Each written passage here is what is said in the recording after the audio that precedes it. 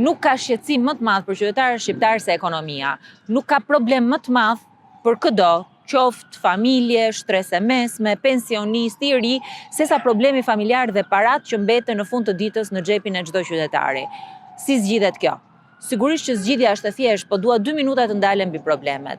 Cilat janë problemet që ka ekonomia shqiptare dhe pse kemi arritur sot në faktin që 95% e qytetarëve paguajnë taksa, marrin më pak shërbime dhe mbajnë mbi shpinën e tyre, mbi shpatullat e tyre të gjithë ngarkesën e taksave që shkon në buxhetin e shtetit. Sot Shqipëria ka një sistem fiskal të padrejtë, një sistem fiskal i cili është më i lartë se gjithë vendet e rajonit.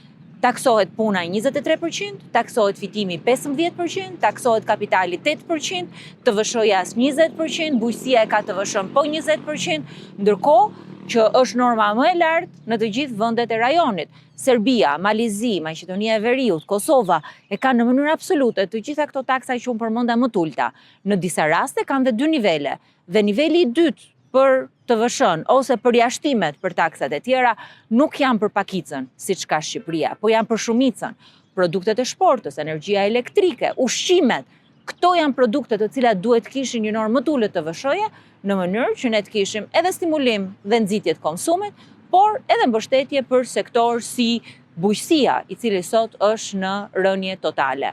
Të gjithë këto element, duke nisur nga sistemi i taksimeve, mënyra se si shpenzohen parat e buxhetit të shtetit, duke vazhduar me shpërndarjen e të ardhurave, janë probleme të cilat kanë rezultuar në një ekonomi që nuk prodhon më, në një ekonomi që nuk i shpërndan të ardhurat për ato që paguajnë taksat. 95% e qytetarëve paguajnë taksa, 5% e qytetarëve marrin koncesione, kontrata publike, marrin përjashtimet taksave, marrin favore. Kjo ekonomi privilegjesh, kjo ekonomi pakice ka prodhuar sot pagën më të ulët në rajon, 2,47 euro për orë për ato që punojnë, sepse pjesa më e madhe e qytetarëve shqiptar sot janë jashtë tregut të punës.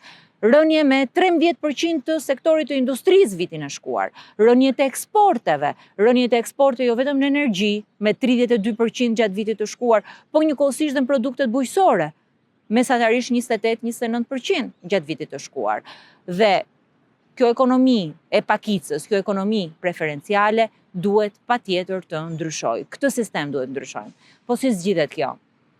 Kjo zgjidhet së pari me ndërtimin e një sistemi të drejtë, një sistemi i cili ka në bazë të tij një kod fiskal ku përjashtimet e taksave nuk janë përjashtime nga rregulli, por janë të vendosura, të paracaktuara, ku secili ndihet i vlerësuar për punën, për investimin, por njëkohësisht edhe për kontributin që jep.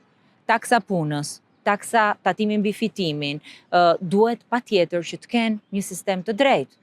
Dhe një taksë e drejtë 10% që nxit dhe promovon punën, që i jep vlerë punës, do të sjellë patjetër rritjen nga njëra anë të investimeve që bën biznesi, nga ana tjetër edhe mundësinë që ka biznesi për të punësuar, por njëkohësisht dhe hapësirën që ka sektori privat për të rritur pagat. Pagat e sektorit privat sot nuk rriten sepse biznesi nuk ka mundësi të investojë. Së dyti, vendosja në një bazë të drejtë tatimi do të formalizojë ekonominë. Nga çfarë vuan sot sektori turizmi, sektori bujqësisë, sektori fason, vuajnë nga fakti që një pjesë e madhe e ekonomisë është informale, sepse sistemi i taksave me 6 nivele ka sjell sot përjashtimet, nxitjen e informalitetit, dhe kjo ka bërë që një pjesë e madhe e ekonomisë shqiptare të jetë në zezë. Së treti, çfarë do të sjell ky sistem dhe ky model? Do të sjell nxitje njëkohësisht edhe për investimet serioze në ekonomi.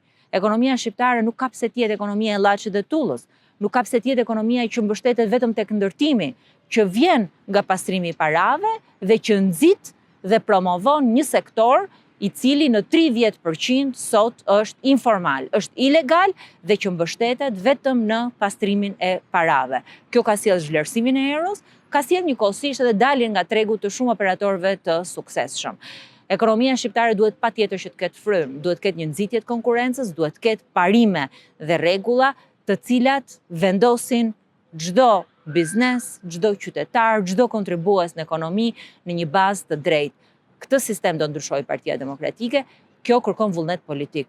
Dhe ky vullnet politik që deri më sot nuk ka ekzistuar dhe që e ka sjellë ekonominë shqiptare në një ekonomi që prodhon për pakicën, duhet patjetër të ndryshojnë mbas 11 majit me një ofertë të qartë, me një ofertë të thjeshtë, me disa element kryesor që nuk ka nevojë për shumë filozofi, por që bëjnë diferencën dhe që vendosin në qendër të ekonomisë, që vendosin në qendër të politikës, që vendosin në qendër të zhvillimit qytetarin dhe jo pakicën, vendosin shumicën.